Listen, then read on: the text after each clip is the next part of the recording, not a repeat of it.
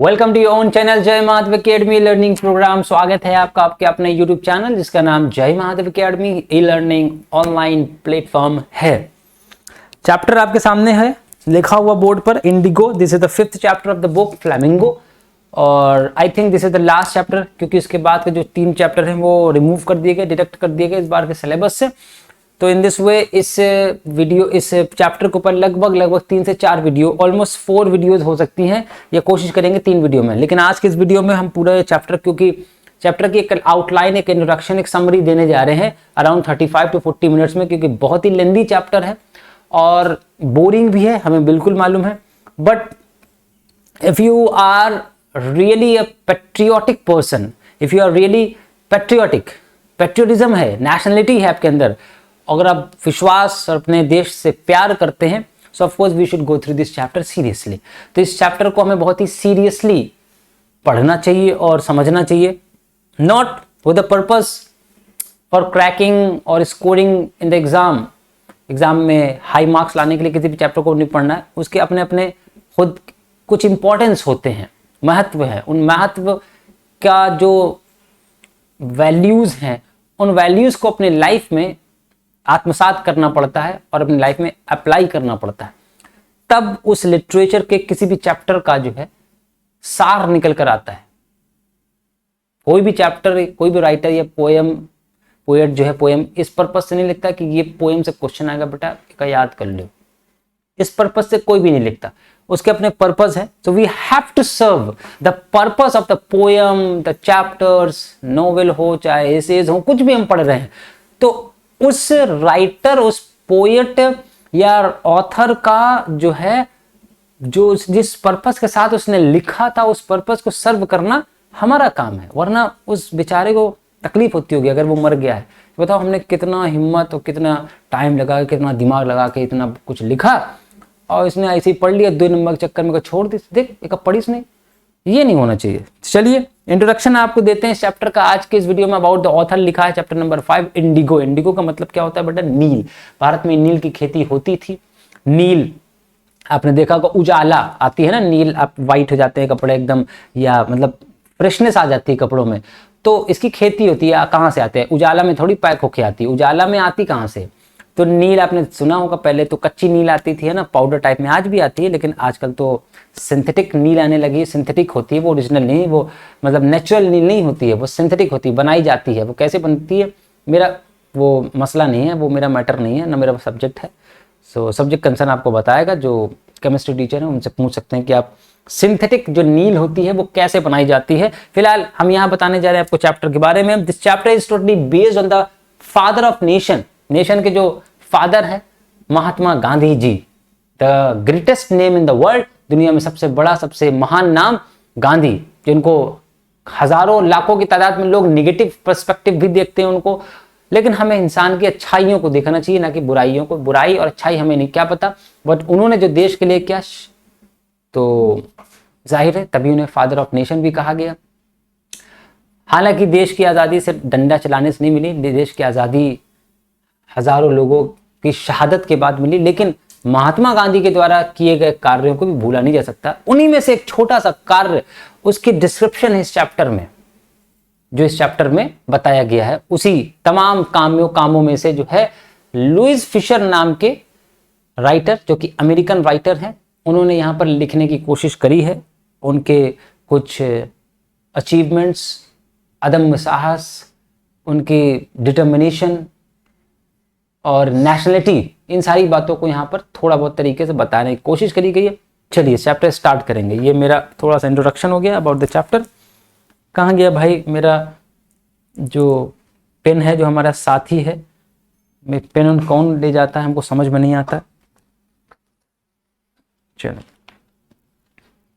मिल गया। चलिए, तो ये आधी बात अबाउट द ऑथर। अगर हम बात करें, ध्यान से समझना है बेटा, बहुत दिन तक चैप्टर चलेगा। जो पढ़ने वाले हैं वो बिल्कुल पढ़े, जो ना पढ़ने वाले हैं तो कृपया आपसे हाथ जोड़कर निवेदन है, अपने समय को बर्बाद ना करें। आप इतना कीमती समय अपने आप को अंबानी बनाने में जरूर लगा दें, है ना।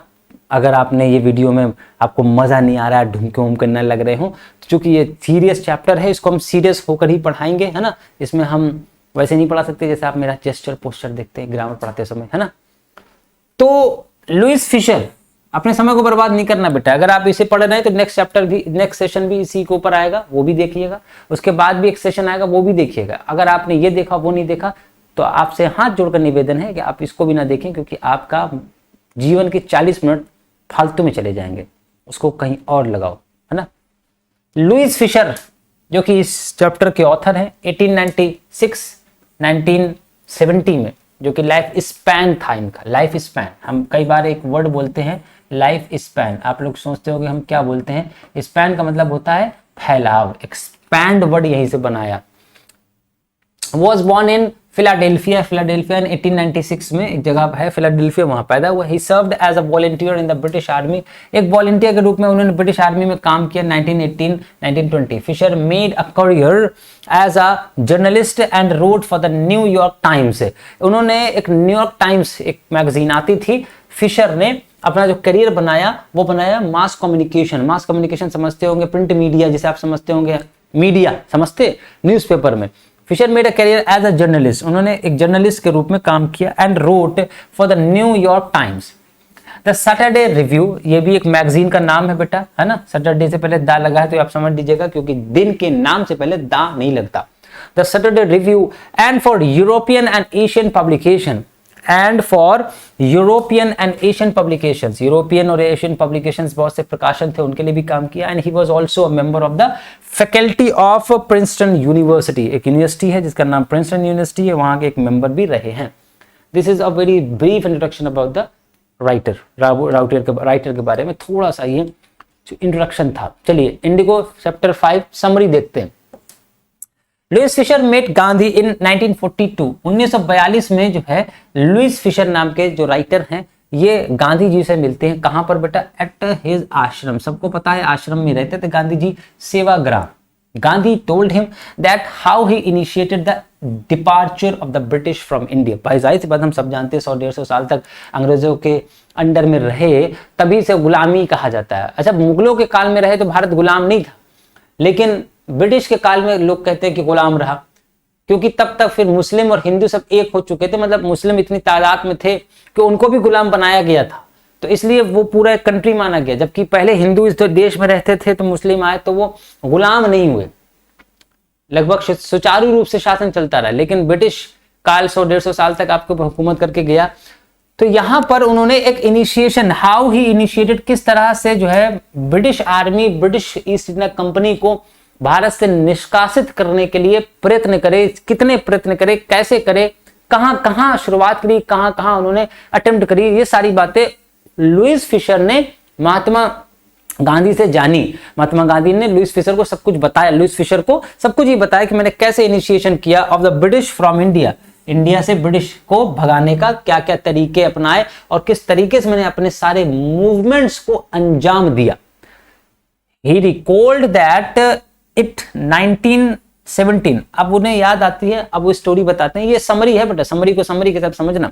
1917 से वो स्टार्ट करते हैं at the request of Rajkumar Shukla. एक राजकुमार शुक्ला नाम का कैरेक्टर है। Rajkumar Shukla a sharecropper, sharecropper है बटाईदार, जैसे आप हिंदी में कह सकते हैं खेतीहर मजदूर, आप कह सकते हैं दूसरे की खेती पर जब मजदूरी कोई करता है उसे आप शेयर क्रॉपर्स कह सकते हैं।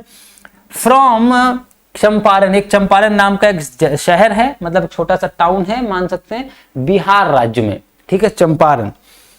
ही विजिटेड द प्लेस, एक राजकुमार शुक्ला नाम का एक व्यक्ति था जो कि एक शेयर क्रॉपर था, फ्रॉम चंपारण, चंपारण से था। ही विजिटेड द प्लेस, वो आता है, कहां आता है? गांधी जी से मिलने। Gandhi had gone to Lucknow, Gandhi उस टाइम लखनऊ गए हुए थे। गांधी कहां गए हुए थे? लखनऊ। लखनऊ क्या है? The capital of UP.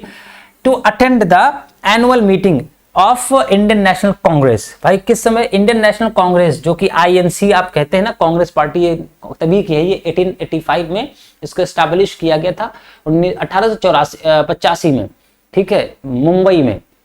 तो उस टाइम के हर एक साल जो है इंडियन नेशनल कांग्रेस की सभा होती थी, असेंबली होती थी, उसी को अटेंड करने के लिए महात्मा गांधी जी वहां पर गए हुए थे। मेरे ख्याल से महात्मा गांधी भी एक बार इसकी अध्यक्षता, मतलब एक चेयरमैन बन चुके, 1-2 बार इन्होंने भी करी है।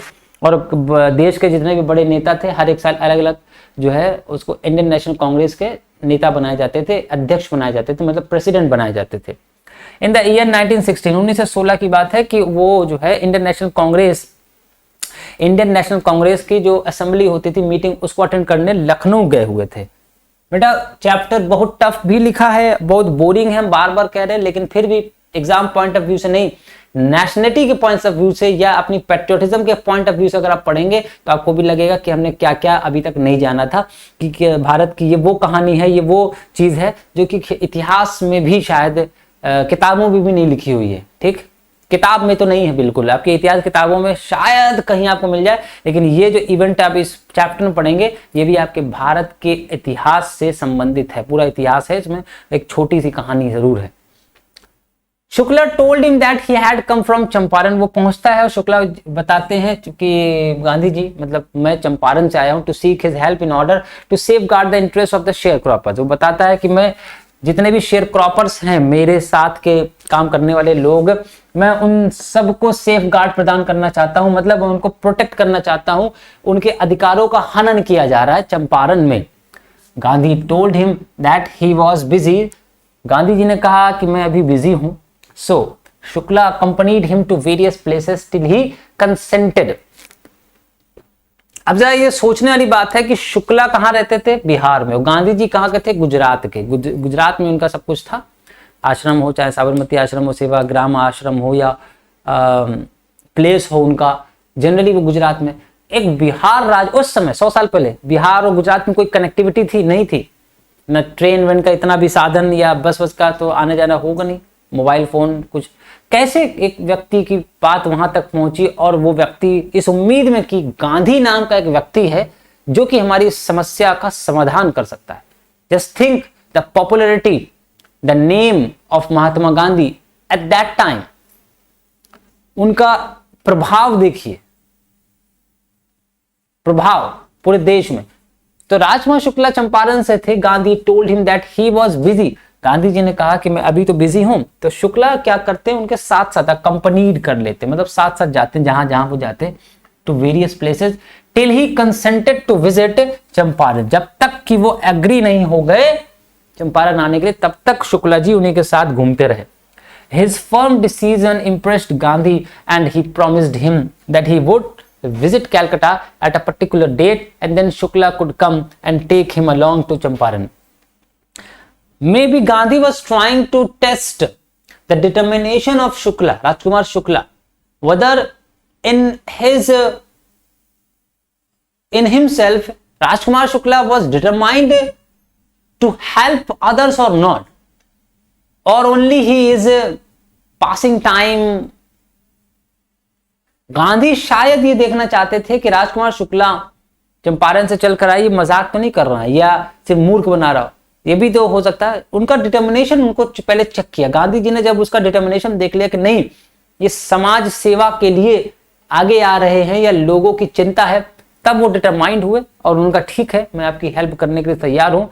ही प्रॉमिस, तब उन्होंने प्रॉमिस किया। किससे प्रॉमिस किया? राजकुमार शुक्ला से प्रॉमिस किया। That he would visit Calcutta, बताया कि मैं इस डेट पर कैलकाटा जाऊंगा, to at a particular date, and then Shukla could come, और कहा कि तुम उस डेट पर कैलकाटा आ जाना, and take him along to Champaran, और फिर मुझे चंपारण ले चलना, तब मैं देखता हूं व्हाट इज समस्या, व्हाट इज द प्रॉब्लम, मतलब ठीक समझ गए।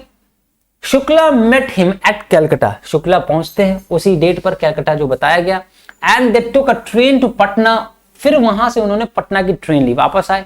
Gandhi went to lawyer Rajendra Prasad house. Rajendra Prasad का नाम भाई जानते होगे बेटा, he was the first president of India, independent India के पहले प्रेसिडेंट थे, पहले राष्ट्रपति थे।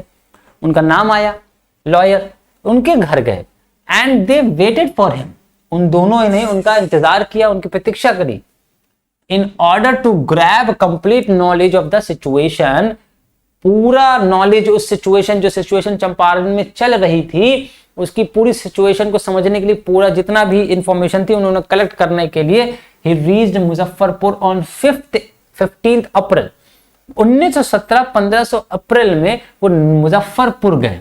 चंपारण से मुजफ्फरपुर, मुजफ्फरपुर भी बिहार में ही है। He was welcomed by professor J B Kripalani, वहां पर मिस्टर जेबी कृपलानी, ये एक बहुत बड़ा नाम है, प्रोफेसर है जेबी कृपलानी। आई थिंक इनके बारे में एक चीज और है, हम भूल रहे हैं, गवर्नर रहे हैं, या I think he was the first governor, मेरे ख्याल से गवर्नर रही हैं, मेरे ख्याल से तो गवर्नर ही रहे हैं। हम अगर गलत नहीं है तो मेरे ख्याल से ये फर्स्ट गवर्नर रहे हैं यूपी के, यूपी कृपलानी या बिहार के, समझ में नहीं आता, याद नहीं आ रहा है, लेकिन it is one of the famous name in Indian history and his students, उनके स्टूडेंट्स और जेबी कृपलानी ने उनका बहुत स्वागत किया। Gandhi was surprised to see immense support for an advocate of home rule like him. Gandhi बहुत शॉक हो गए, सरप्राइज हो गए, इतना welcome to see the immense support for an advocate, वो भी एक एजुकेटेड, वो भी एक एडवोकेट के लिए, वो भी एक एडवोकेट के लिए। एडवोकेट कौन थे? गांधी जी नहीं, राजेंद्र प्रसाद की बात हो रही है। एक एडवोकेट के लिए of home rule like him, जैसे कि एकदम घर का नियम चल रहा हो, जैसे खुद घर की खेती, उस टाइम तो हुकूमत चल रही थी ब्रिटिश की, लेकिन फिर भी ब्रिटिश रूल के अंडर भी उन बच्चों ने, जेबी कृपलानी ने इतना स्वागत किया। He also met some lawyers, उसके बाद उन्होंने और कुछ लॉयर से बात करी, some lawyers who were already handling cases of sharecroppers, और उसके बाद उन्होंने शेयर क्रॉपर्स वाले जितने भी वकील थे, जितने भी वकील इस केस को हैंडल कर रहे थे, उनसे बात करी। एज पर द कॉन्ट्रैक्ट के अनुसार 15% ऑफ द पीजेंट्स है लैंड होल्डिंग, 15% जो पीजेंट्स की लैंड होल्डिंग थी, 15% पीजेंट की लैंड होल्डिंग, मतलब उनके ऊपर उनका अधिकार था, was to be reserved for the cultivation of indigo। तो उनको पता चला कि 15% लैंड होल्डिंग पर हर शेयर क्रॉपर्स का अधिकार है कि 15% भाग पर वो इंडिगो बो सकता है, उसकी खेती कर सकता है। The crop of which was given to the landlord as rent, और इसको वो लैंडलॉर्ड को एक रेंट के रूप में दे सकता है। The system was very oppressive, इस सिस्टम को उन्होंने बहुत ही ऑपरेसिव, बहुत ही तानाशाही वाला, बहुत ही लाचार सिस्टम बताया, बहुत ही दयनीय अवस्था में। ऑपरेसिव का मतलब होता है जो किसी दूसरे को दबाए। It was very oppressive system, Gandhi अत्याचार वाला system. Gandhi wanted to help the sharecroppers. ये सारी चीजें जानने के बाद गांधी जी ने जितने भी शेयर क्रॉपर्स थे उनको मदद करने के लिए सोचा। So he visited the British landlord. तो फिर आके उन्होंने क्या किया कि ब्रिटिश लैंडलॉर्ड एसोसिएशन के पास गए, but he was not given any information, लेकिन उनको वहां से किसी भी प्रकार की कोई भी सूचना नहीं दी गई, कोई भी इंफॉर्मेशन नहीं दी गई, because he was an outsider, क्योंकि वो एक आउटसाइडर थे, मतलब बाहर के थे। बाहर का मतलब बिहार के तो थे नहीं, एटलीस्ट वो थे आपके गुजरात के, वो फर्स्ट टाइम ऐसा था वहां पर गए हुए थे, तो इसलिए उनको आउटसाइडर मान करके वहां पर उनको इंफॉर्मेशन नहीं दी गई। ठीक है, इस बात समझ में आया? क्योंकि वहां अगर राजेंद्र प्रसाद जी जाते तो शायद उनको ब्रिटिश आर्मी सब जानती या ब्रिटिश लोग जानते। Gandhi ji was unknown to that place, Gandhi उस टाइम पर अननोन थे उस प्लेस के लिए। He then went to the commissioner of Tirhut division.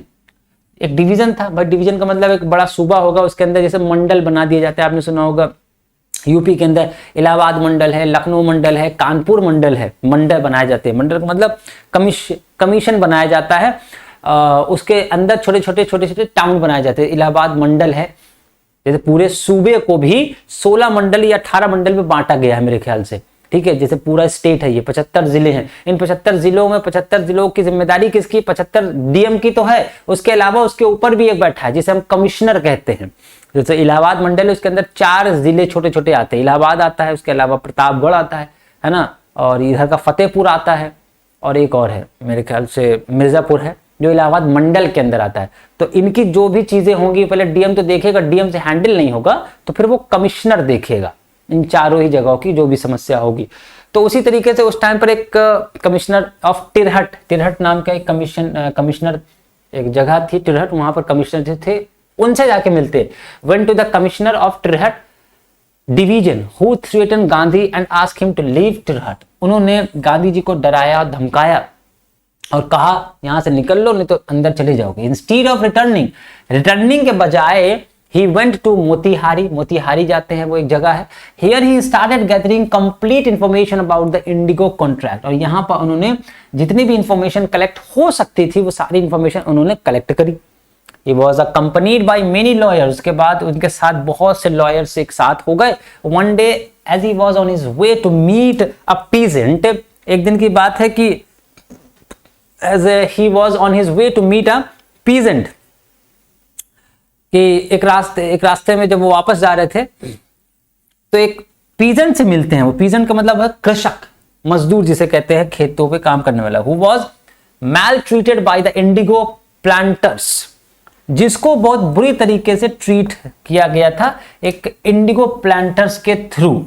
Indigo की खेती जिनके अंडर में थी, जो प्लांटेशन कर रहे थे इंडिगो का, तो उनके जो लैंडलॉर्ड से उस जगह के, उसने इसको बहुत मारा पीटा था।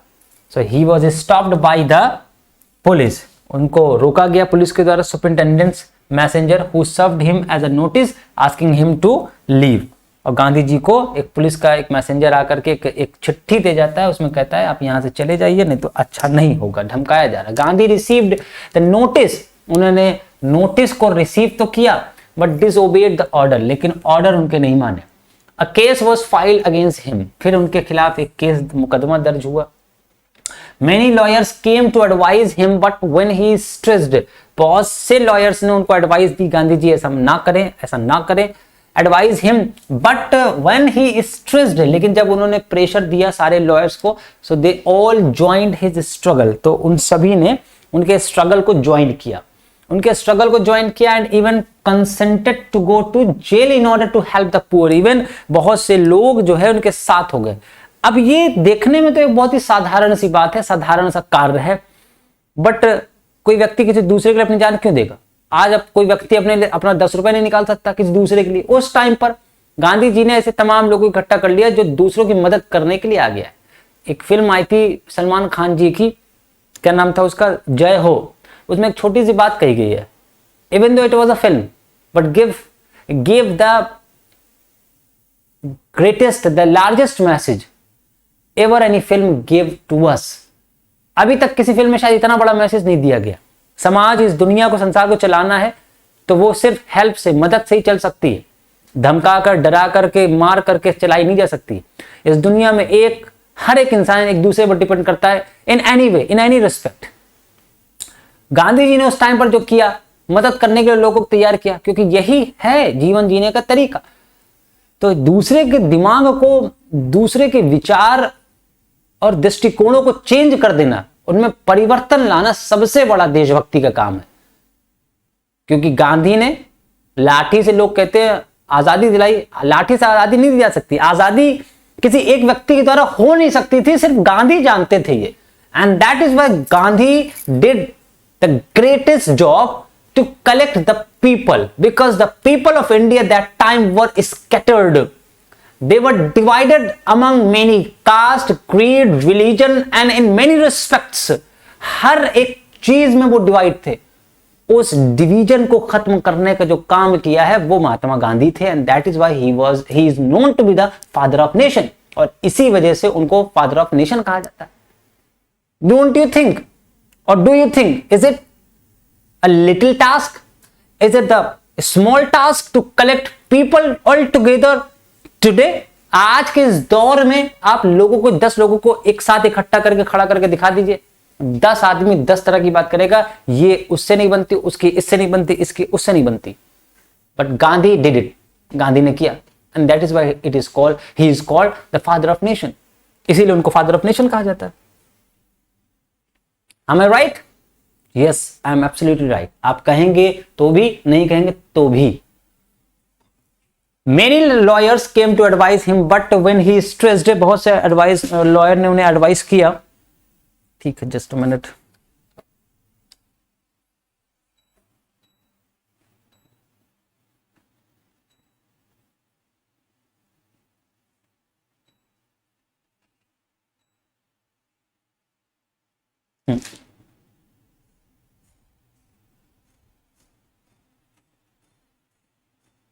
ठीक, तो in order to help the poor peasants, on the day of trial, trial वाले दिन, जिस दिन सुनवाई होती है उसे हम ट्रायल कहते हैं, a large crowd gathered near the court, एक तमाम लोगों की संख्या, मतलब तमाम लोग, एक क्राउड, बहुत से लोगों की एक बहुत बड़ी भीड़ आकर के कोर्ट के बाहर खड़ी हो जाती है।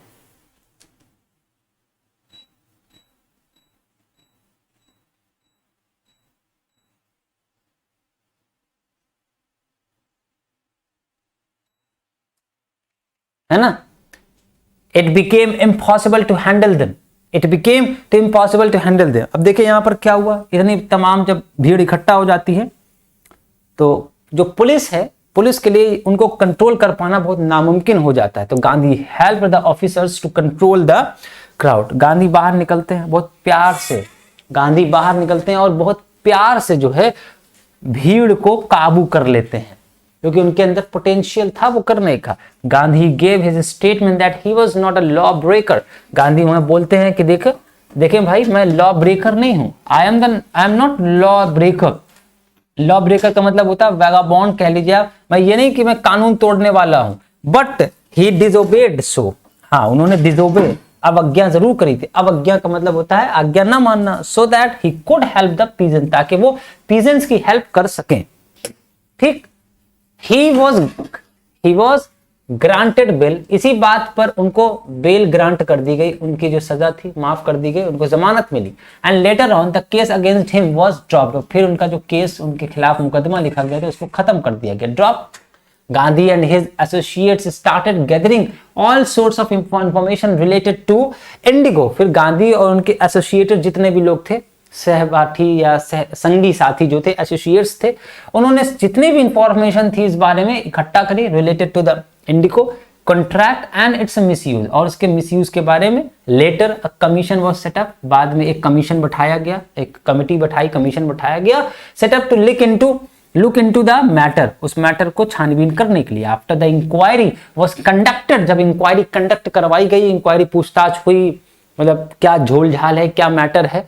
So the planters were found guilty. जो प्लांटर्स थे, जो प्लांट लगाते थे या जो उन्होंने कब्जा कर रखा हुआ था इंडिगो वाली फील्ड पर, वर फाउंड गिल्टी, उनको गिल्टी पाया गया, मतलब अपराधी पाया गया, दोषी पाया गया। एंड वर आस्क्ड टू पे बैक टू द पीजेंट, और कहा गया आप इतना पीजेंट को पे करेंगे, कितना, आगे देखिए। Expecting refusal they offered to pay only 25%। उन्होंने उस बात को रिफ्यूज करा और सिर्फ 25% ही जो मजदूर है, जिनकी वास्तविक खेती होनी चाहिए थी, जिनकी खुद की जमीन थी, उनको सिर्फ और सिर्फ जो प्लांटर्स थे वो कहते थे 25% ही हम देंगे ऑफ द अमाउंट, पूरे अमाउंट का सिर्फ 25%, और जबकि जमीन उन्हीं की है।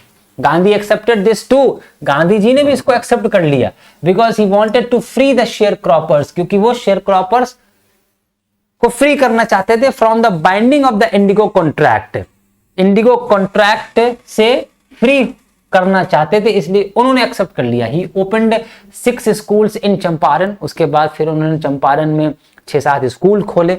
Villages and volunteers like Mahadev Desai जैसे वॉलंटियर्स जो कि स्वयं सेवक होते हैं, जो खुद से आगे आते हैं लोगों की मदद करने के लिए, उन्हें वॉलंटियर्स कहा जाता है। महादेव देसाई तरह के Narhari Parikh and his son Devdas, उनका बेटा खुद, ये सब वॉलंटियर्स के रूप में काम करते रहे।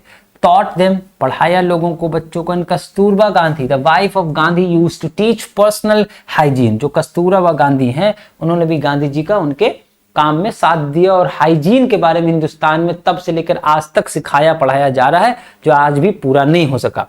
Later on, with the help of a volunteer doctor, he provided medical facility. बाद में with the help of volunteer doctor, कुछ ऐसे डॉक्टर जो volunteer डॉक्टर जो अपनी मर्जी से लोग जनसेवा करने के लिए आगे आए, he provided medical facility, उन्होंने मेडिकल फैसिलिटी प्रोवाइड करी to the natives of Champaran, Champaran के जितने भी नेटिव्स थे, जो वहां के रहने वाले लोग थे, thus making their life a bit better, thus making their life a bit better, और इस तरह से उनकी लाइफ थोड़ी सी बेटर हो गई, है ना।